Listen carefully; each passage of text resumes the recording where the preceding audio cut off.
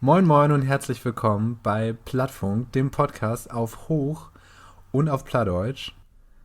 Ich bin Nikos Saul. Und ich bin Thorsten Brandsen. Corona hat natürlich ein paar Probleme mitgebracht. Unter anderem sind alle Veranstaltungen flachfallen. Das gibt kein Lesen mehr, kein Konzerten mehr, gibt keine oder Opführung mehr. Eins fällt flach und wir haben so ein bisschen überlegt ins Zentrum, was können wir eigentlich, was können wir jetzt eigentlich mucken? Was können wir nu anschuben? Und dabei ist Ruth Surt ein Reich, der heißt, wie könnt auch anders? Der ganze Titel ist natürlich Wie können auch anders Platt und Holstein. Genau, wie könnt auch anders Platt und Holstein und Durbin waren jetzt Künstler, enkelte Akteure, Plattaktivisten, Spiel, die in irgendwie eins war das so Gift, ob die bunte plattdeutsche Welt war, durch vorstellt und was natürlich gut Holstein kommt. Ein moderner Ansatz, ein aktueller Ansatz für Platt, wo man andocken kann, ist auf jeden Fall ja LPP 143, ne?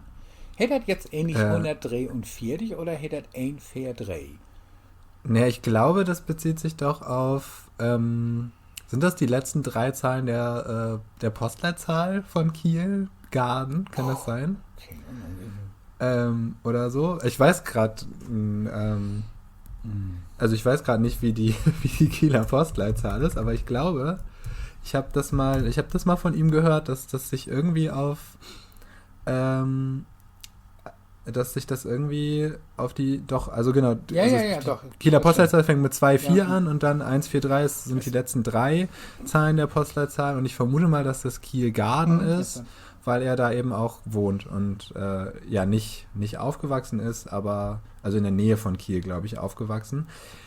Genau, und der innovative Ansatz von LPP 143 oder es kommt wahrscheinlich darauf an, wie man Postleitzahlen Mhm. ausspricht. Ähm, ich würd's einzeln nennen, aber also der innovative Ansatz von ihm ist eben, ja, Rap auf Plattdeutsch zu machen. Ähm, nicht ausschließlich auf Plattdeutsch, aber immer mal wieder auf Plattdeutsch. Ähm, und ja, eben, also er war eben auch, also genau, er taucht halt auch in dieser Reihe auf und er hat ja jetzt zweimal auch bei Plattbeats mitgemacht, bis die Altersgrenze von 30 Jahren ihn erreicht hat. Hat aber im letzten Jahr, wo er mitgemacht hat, auch den dritten Platz belegt. Und war auch, ja, wann war das? 2019 war das schon, oder? Mhm. 2019, bei Platt Together Ja. dabei. Also auf jeden Fall, Ja, nee, oder 8 2018 sogar. 2018 Achtmal. sogar, genau, ja, Ja, ja. stimmt, das ist noch länger Ja. her, ja. ähm, genau, also das heißt, das sind so plattdeutsche Beiträge, die er gemacht hat. Und er hat auch mal, ja, die Schlacht bei Hemmingstedt von Klaus Groth vertont als Rap. Mhm. Ähm, und naja, er erzählt so ein bisschen auch irgendwie in diesem Interview ja auch ähm, von Sachen auf Plattdeutsch, über die er noch nicht so viel sagen kann. Also vielleicht kommt da noch was. Ja, also Schlacht wie Hemmingstedt muss man vielleicht auch einfach mal sagen, dass wir doch ein sehr prominenter Ort wurde, um Obtreten ist, nämlich in Schleswig-Holstein soll von Stimmt, Landeshus in Schleswig-Holstein, da hätte, stimmt. genau, in Kiel, da hat die Premiere die erstmals weltweit erste Rap-Version von der Schlacht wie Hemmingstedt. Das ist ja nun wirklich auch ein gewisse historische Stundenwest. So, ne? Stimmt, ja. Ja, ich hatte nur noch den Auftritt bei dem Klaus-Groth-Abend in Kiel in Erinnerung, aber das stimmt, das ist ja ein deutlich prominenterer und vielleicht mit mehr politischer Strahlkraft auf jeden Fall besetzter Ort. Ja, Ähm, und was ich bei ihm interessant fand, also ja, dass er eben auch nicht muttersprachlich mit Platt aufgewachsen ist. Also was vielleicht nochmal dafür spricht, dass es irgendwie dass es diese Scheidung von, ja, Plattdeutsch gibt es irgendwie bei Dance Up the Deal, aber nicht im Rap. dass das eben bei ihm vielleicht nicht so existiert. Hat das dann von seiner Großmutter und den alten Leuten im Dorf gelernt und dann ganz viel gelesen auf Plattdeutsch.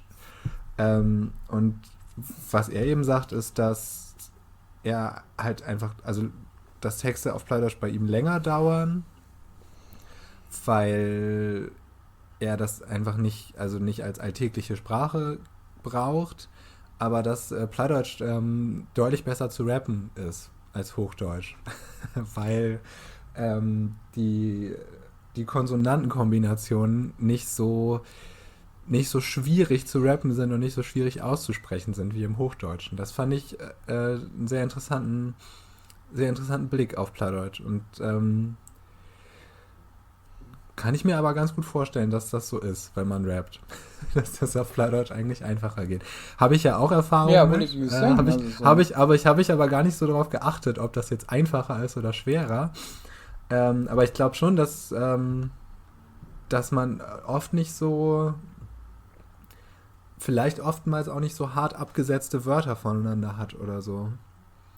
Also, dass man besser in so eine Sprachmelodie reinkommt. Das kann schon gut sein, ja.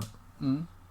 Ja, Wolli Seng, also so, ich meine, da kannst du, das Singen, ja, aber was hätte Singen fehle, wofür diese Rapper Gift hat, also so, aber da das so einen gewissen eigenen Flow hat und da das Waker ist als das Hochdeutsche, da das, also ähnlich als das Englische,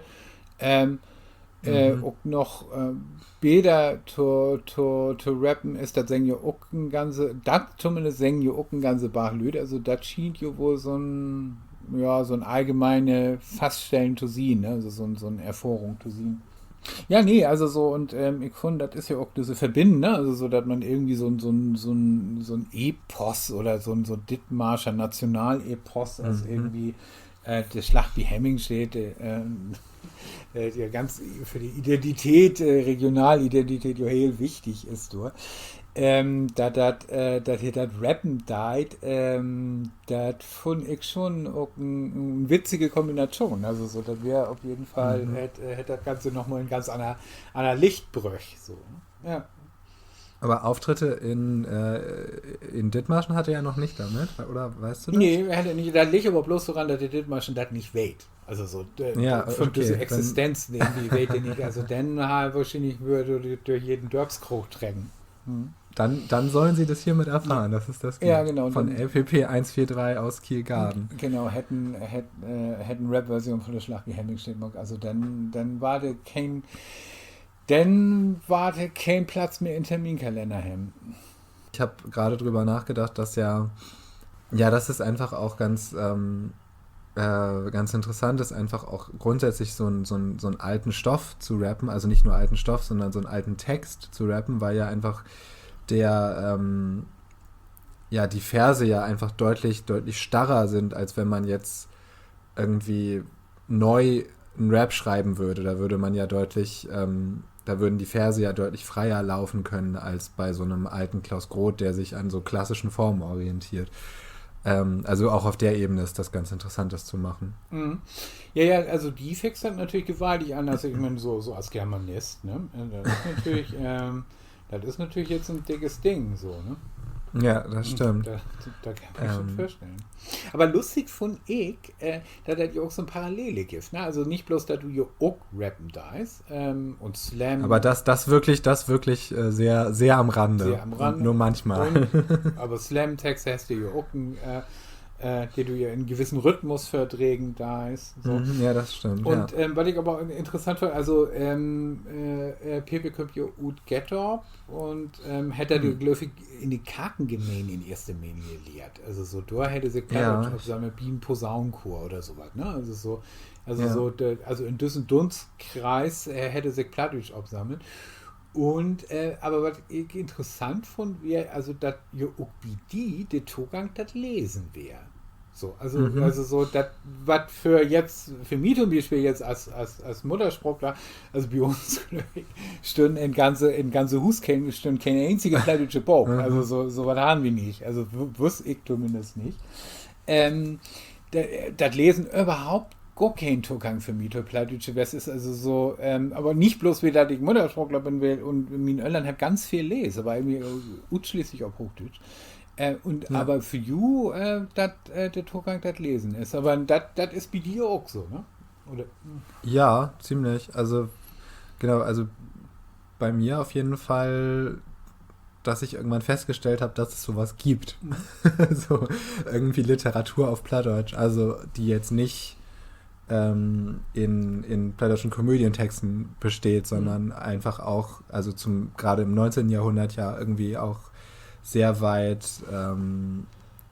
sehr weit verbreitet war und also auch im hochdeutschen Bereich ja sehr viel gelesen wurde. Mhm. Genau, aber gerade da ist es dann ja auch nochmal wichtig, ja, wobei bei den historischen Texten kann man es eh nicht mehr ändern, aber irgendwie eine Rechtschreibung zu haben, die auch oder also weil ich glaube, das Schwierige ist, wenn man nur einen Lesezugang zum Plattdeutschen hat, dass man viele Sachen ja intuitiv eher Hochdeutsch ausspricht. Also zum Beispiel irgendwie ja, wenn Moken mit A geschrieben wird, dann liest man im Kopf eben auch Marken. Ja. Also zum Beispiel, also genau, das ist mir auch aufgefallen, dass es bei mir einfach auch länger gedauert, bis ich so ein bisschen mehr von so einer hochdeutschen Aussprache weggekommen bin. Ja. Ja, der Glöffig und also wie habt ihr auch so, also das finde ich zum Beispiel an den Mecklenburger geschrieben, das finde ich manchmal ein bisschen nervig, aber was ich, also die habt ja in einer Rechtschrieben als wie oder in einer Standardrechtschrieben als wie, nur dann Satz geschrieben, die haben ja eine andere, aber was ich zum Beispiel richtig gut finde, das ist eben das dänische O mit den Tüdelbogen ab, ne? Also so, wie das du dann einfach ganz genau als Hochdeutschen kannst, hast du keine Ahnung, ist das jetzt, wenn du einfach bloß ein A steht, dann weißt du nicht, ob das ein A oder ein O ist. Das kannst du nie, also das weißt du nicht, das weißt du bloß, wenn du Waden da ist. So. Ja. Wo ans das Utschnack wart. Und ich finde, man mit der Hochdeutschen das auch nicht schworer mucken als unbedingt nötig. Also deswegen finde ich das irgendwie eine super Innovation. Also so der düstere A auch zu kennzeichnen. So. Mhm. Ja, das auf jeden Fall, ja. Ja, aber zum Glück bin ich dann ja irgendwann auch dazu gekommen, das mit Leuten sprechen zu können. Ja, nee, genau, das ist so, das hätte ja nur gut funktioniert. Und meinst du, das ist so ein, das ist ein Go-to-Gang irgendwie? Also schon wie mehr Rap-Workshops in Grundschulen anbieten. Ist das irgendwie ein Go-to-Gang dort, Mensch, Mittelspruch rumzuspielen und zu gegen Wackerheit oder und ach, daran kommt dann vielleicht auch noch einen coolen Rap-Root oder eben auch nicht. Also so, was wirst du sagen? Ja, also ich finde, das klingt nach einem vielversprechenden Konzept. Ja. Also einmal, weil, also das hängt wahrscheinlich dann ja auch wirklich von den Sprachkenntnissen der Kinder ab, ob das gut funktioniert oder nicht. Aber weil sie ja dann eigentlich selber ins irgendwie Texte produzieren kommen und selber ins Schreiben und selber vielleicht auch ins so, wie kann ich das jetzt gut ausdrücken auf Plattdeutsch? Also darüber nachdenken, da weiß ich, also ich habe, glaube ich, wenig Erfahrung mit Grundschulkindern. Deswegen, aber also grundsätzlich klingt das nach einem guten Konzept. So kann man das angehen. Ja, also eben auch also ja, auch eben um nochmal deutlich zu machen, was es an unterschiedlichen Kulturangeboten einfach auch gibt auf Plattdeutsch. Und um nochmal zu zeigen, hier, das gibt auch mehrere Leute, die auf Plattdeutsch rappen. Ja. Was vielleicht auch Kinder im Grundschulalter noch auch ganz gut anspricht. Ja, das ist so ein ganz guter Ansatz, so, ne? Ja. Ja, das dürfen wir auch. Na, dann müssen wir das vielleicht tatsächlich auch mal morgen, irgendwie so ein Mobile Rap-Workshop durch die Grundschulen von Land. Ja. Klingt auf jeden Fall für mich jetzt ganz gut. Wenn das dann wieder geht. Stimmt, das kann natürlich eins auch noch ein bisschen tun. Ne? Das mag natürlich sein, dass das noch eine Weile dauert. dauert. Ja, so ein Zoom-Rap-Workshop ist irgendwie nicht so der Knaller, ne? Nee, ich glaube nicht. Also, ja, mag sein, dass das funktioniert, aber Ja. wir machen es ja jetzt auch irgendwie. Wir treffen uns ja jetzt auch über Zoom, also von daher. Und es gab bei der Reihe ja auch noch mehr Nicht-Muttersprachler, die dabei waren. Also eigentlich gar nicht so wenig, ne? Oder Hm. eigentlich die Mehrheit bisher, kann das sein? Ja, nee, also Oder so so, ungefähr ausgeglichen oder ja, so? und habe ich also so weniger Muttersprachler auch, ne? Also so, aber Mhm. ja, stimmt schon. Ja, also so habe ich vielleicht, das kommt hin. Okay, wie ist das bei Holger Juncker? Naja, Die, ja. also, genau, also, was war so äh, wie ist so seine Verbindung zum Plattdeutschen gewesen? Naja, also der ist so Schwab steht, ne? Ähm, das ist echt nun hier natürlich nicht jeden Watt, also so Schwabstedt ist der Depe Süden von Nordfriesland. Mm, dort liegt Schwabstedt. Und dort kommt Holger Juncker her. Der ist ein Lütdörp in Nordfriesland und der Holger ist jetzt natürlich mal 45 oder sowas. Und so um den drei.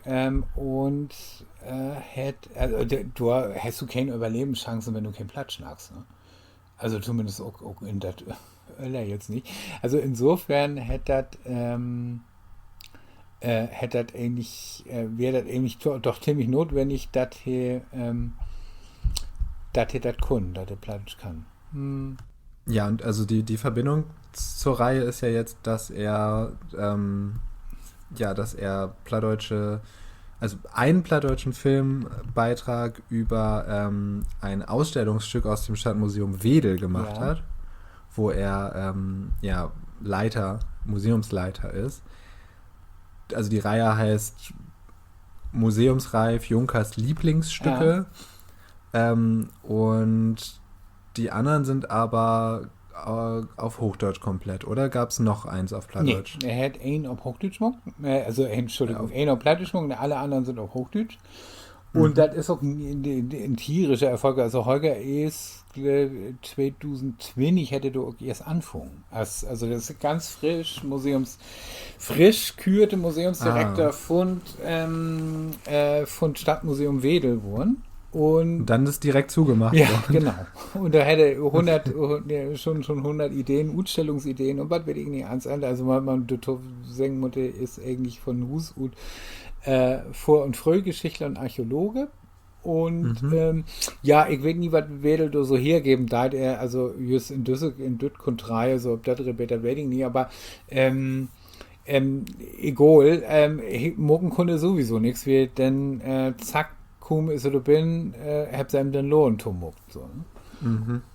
Und da muss es sich dann eben was infallen. Und so ist Museumsreif hier Junkers Lieblingsstücke entstanden. Und er hatte auch einfach Zeit, sich viel mit den Museumsstücken Ja, auseinanderzusetzen, dann vermutlich, genau. ne? Das ist so. Und aber nicht jeder entdeckt da ja auch so ein Leiftitel. Und da muss man natürlich schon sagen, Olga hat muckt das mit ein Werf und ein Enthusiasmus, der wirklich schon Indruck mucken da, just wenn man sich so, also mit was für ein sinnliche Leifte her über einen Fleischwolf schnacken da zum Beispiel. Ne? Mhm. Oder über einen Plättisen. Plättisen eigentlich meist noch meine Lieblingsfolge, wie da startet dann auch mit so einem lange Board und dann noch ein stämmigen Nordfries und hätt so ein Shirt überdrucken und ist Mhm. Bitopletten. Also demonstriert das Ganze jetzt mal.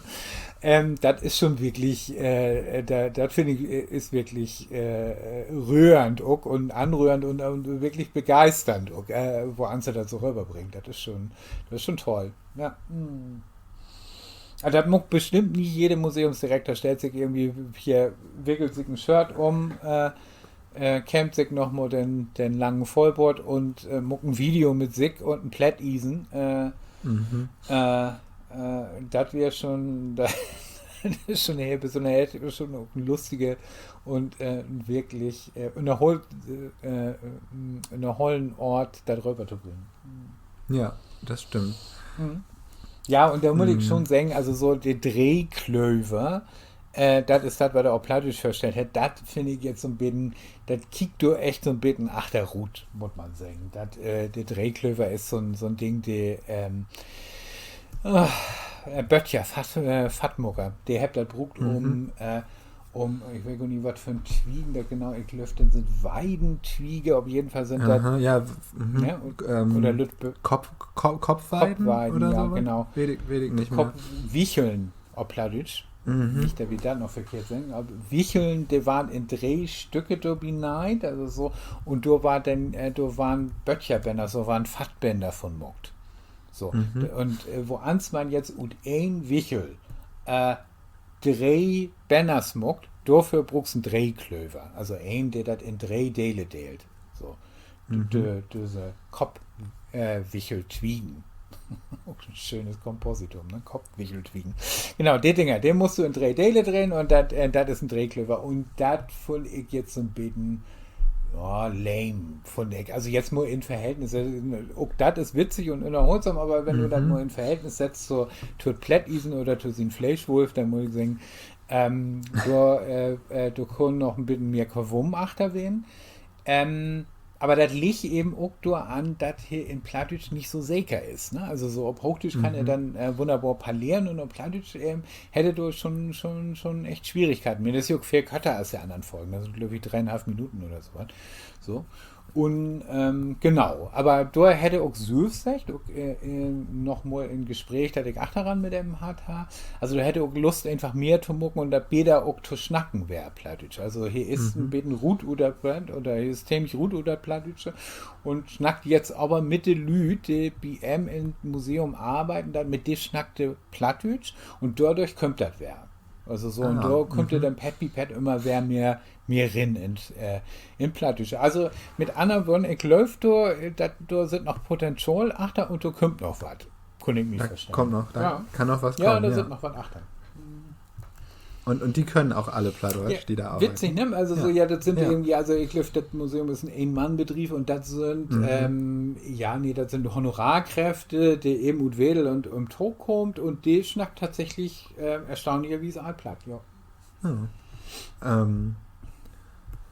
hätte ich jetzt ich weiß gar nicht, wie das, aber Wedel ist ja sehr nah bei Hamburg auch, ne? Hätte ich, irgendwie war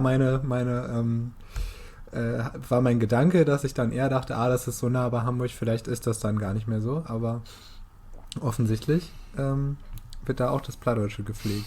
Ja, also ich meine, das ist so, ich weiß jetzt nicht ganz genau, vielleicht ist das auch so ein Clique, ne? Also so, der das Museum übernommen hat. Also da kann auch sein, so, also der Wedel Downtown ist jetzt nicht ist kein plattdeutsche Hochburg. Also, kann man schon sagen. Nee, insofern ist das schon erstaunlich so. Ja, auch einer, der sich die Unterhaltung verschrieben hat, noch deutlich mehr, also Holger Juncker hat sich ja der sozusagen der Unterhaltung aus didaktischer Absicht vielleicht verschrieben oder so.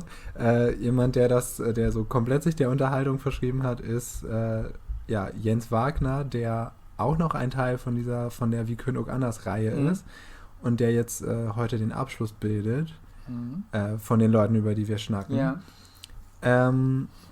Der ist plattdeutscher Comedian. Genau, was ich bei ihm ganz interessant fand, war, dass er dass sich das nach so einer sehr, sehr großen Lebensentscheidung angefühlt hat. Also, weil er irgendwie, wenn ich es richtig weiß, erzählt, also er ist ja Bauer, also Landwirt, der anscheinend auch, also komplett Landwirt und Kühe hat.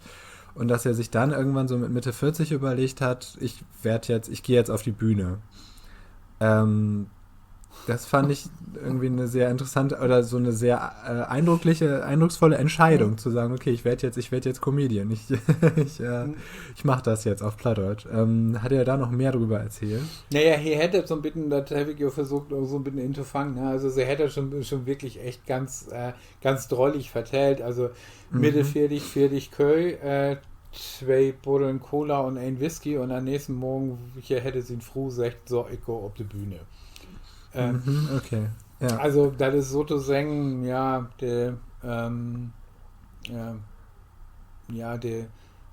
wo soll man sagen, die komödiantische Verarbeitung von der Agrarkrise zu Beginn von Jahrhundert, ne? Ja. So mit hier, die bist du nun, du warst nichts mehr, also so als voll Erwerbsbur und das hätte irgendwie, das hätte dann nochmal so ganz gut auf den Punkt bröch und dann, genau, und dann ist so ganz so ist das bestimmt nicht was, aber hätte das irgendwie sogar pointiert, so ob Tosom bröch und genau, und da hätte sich dann überlegt, ja Mensch, dann kiek ich mal, was ich jetzt auf der Bühne wahren kann. Also ich kann mir vorstellen, dass du ein gewisses Talent schon immer schlummert hätte und sich sozusagen Bohnenbrocken hätte durch diese Gelegenheit jetzt. Ne? Also so, nun geht er mit der Landwirtschaft nie wieder, nur wir uns was anderes entfallen lassen und dann hätte ich überlegt, ganz interessant von, hätte ja erstmal Feldstudien betrieben.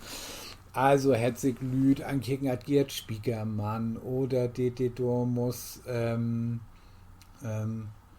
noch unterwegs was sind und Obtritte haben und hätte sich Reimer Bull zum Beispiel und hätte sich ankicken, ist das was, ist das nichts, also passt das to me oder nicht. Reimer Bull natürlich irgendwie eigentlich ein Autor, der dann irgendwie Lesetouren mockt hat, Gerd Spiekermann würde sagen, das ist ja nochmal wer was anderes, ne? Also so, der hat ja auch so starkes komödiantisches Talent und lest gar nicht richtig, sondern dricht frei für. So, also der lest nicht aus den Böckern, der mockt doch eigentlich so ein Live-Show mit freien Vertrag von.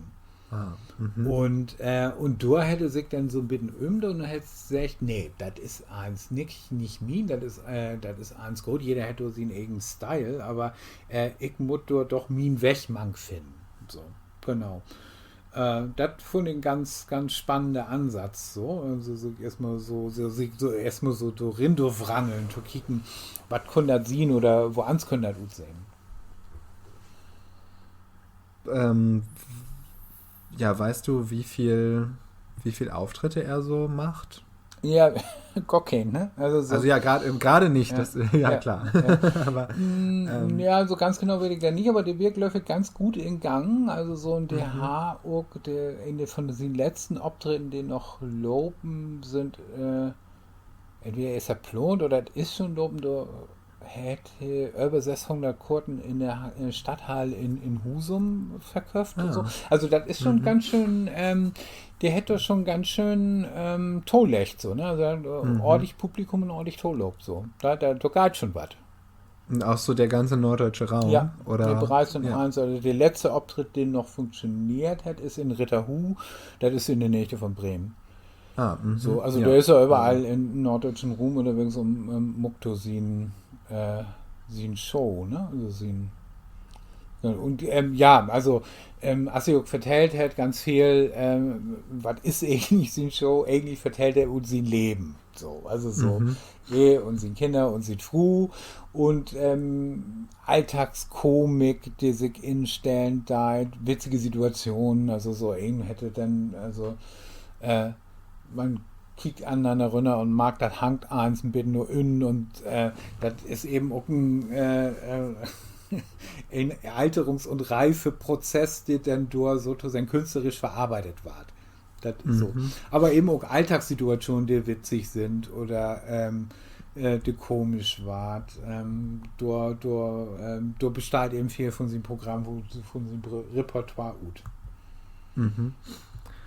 Und weißt du, ob er so das Plattdeutsche selber auch thematisiert in dem Programm?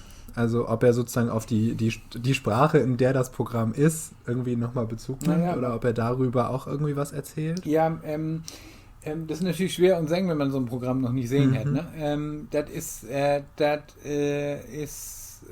zumindest schnackt der Okto, aber zum Beispiel, also weil ich ganz lustig fand, wie er so ein Vergleich hätte Plattdeutschen ja so ein bisschen als emotionsfrei beschrieben. Er hat gesagt, also am besten amüsiert sich in seinen Shows eigentlich die Hochdütschen und weniger die Plattdütschen. Und das hätte er dann irgendwie unter das schöne Adjektiv emotionsfrei unterstellt. Das fand ich auch ganz drollig. Und die Hochdütschen pusten dann auch richtig, können dann auch richtig loslachen und der Plattdütschen hat da irgendwie ein Problem mit. Das kann natürlich auch darüber sehen, dass hier dichter an der Plattdütschen dran ist als an der Hochdütschen. Also wenn du die Sensürs irgendwie so verfährst, wie dass du denkst, so, wie dass du die ertappt fühlst, oder du hättest einer, du hättest einer durch den Schloppstubendörr durchkicken oder die in den Bohrstuf belurt oder so, dann findest du das natürlich mal bloß so Verhalten komisch.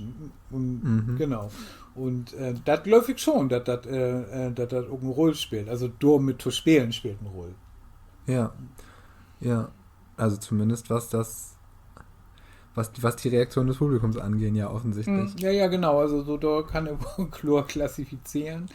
Wo kein Blatt und der sich am besten unterholen, sind auf jeden Fall kein Plattdütschen. Also so kann man dann das eben auch dreien. Hier betecken sich Josyrs auch als Comedian auch so an so ein jüngere Öllersgruppe ranzukommen. Wo dann irgendwie nicht der klassische plattdütsche Lesen, BT und Plätten, so stellte sich das eben nicht vor, sondern das kommt moderner rüber, das soll so sehen, dass das eben auch jüngere und andere Publikumsgruppen und Öllersgruppen antrecken dat und nie Schwierigkeiten, die kommt denn da rein. Hier secht oder gut, secht dass das irgendwie echt gut funktioniert. Also so, dass hier doch einen sehr durchwussten Öllersdurchschnitt in sie Publikum hat und überhaupt auch ganz unterschiedlich lüd, die da hingehen. Old, jung, riek, arm, also eins, was Bane hat, so. Und das geht wo ob so und hier verwendet, das fand ich auch nochmal ganz interessant, hier brugt ein einfache Plattdütsch, was nicht allzu viel gelehnt ist, damit auch Hochdütsche, die vielleicht damit nicht so vertraut sind, damit irgendwann anfangen könnt. So, das ist eben ein Teil von diesem Konzept, ne? Also so, das ist eben das, was hier dann Plattdütsch Comedian nennt. Ja.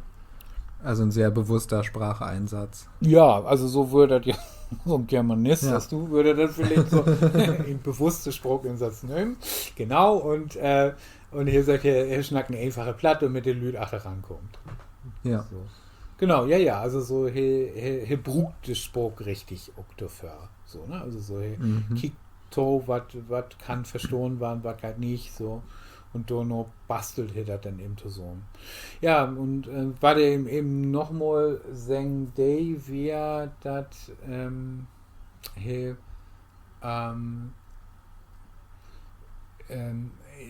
doch sehr stark mit dem Publikum interagieren da. Also er ist dann immer 1,5 Stunden, ehe da losgeht, ist er schon durch.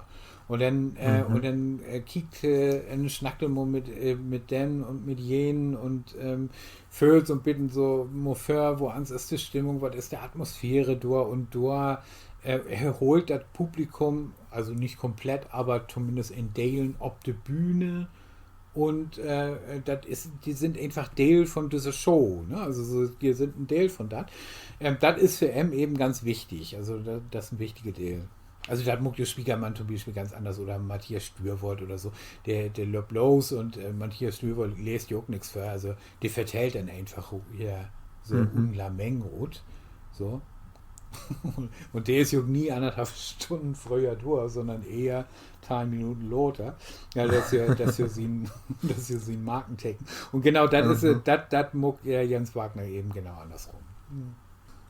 Ja, schauen wir mal, wer noch so kommt in dieser Reihe und wie lange das noch so dauert, dass wir, also schauen wir mal, wie lange wir noch diese Situation haben, dass eben das plattdeutsche Leben sich sehr auf so Online-Aktivitäten beschränkt, also das plattdeutsche Leben nicht, aber so das plattdeutsche öffentliche Leben sich sehr auf so Online-Aktivitäten beschränkt.